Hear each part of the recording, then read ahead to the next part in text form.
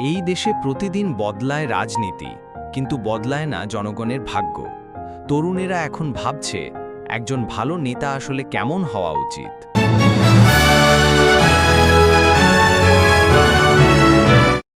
দোস্ত, আমরা শুধু উন্নত দেশের নেতাদের উদাহরণ দেই, কিন্তু নিজের দেশের জন্য কেমন নেতা দরকার সেটা কি আমরা ভাবি?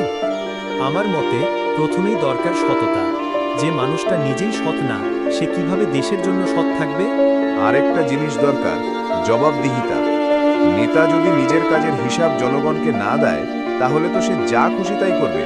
আর ভাই, শুধু উন্নয়নের গল্প শোনালে হবে না, মানুষের জীবনমান বাড়াতে হবে, শিক্ষার মান বাড়াতে হবে। আমার মতে প্রথমেই দরকার সততা।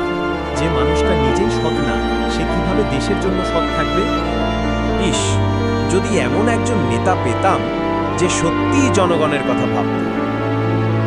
আসবে ইনশাআল্লাহ, যেদিন আমরা সঠিক মানুষকে চিনে নিতে শিখব। ভালো নেতা গড়ে ওঠেন জনগণের ভালো চাওয়ায়। তুমি কেমন নেতা চাও কমেন্টে লিখো এবং ভিডিওটা শেয়ার করো যদি তুমি চাও এক নতুন ভবিষ্যৎ।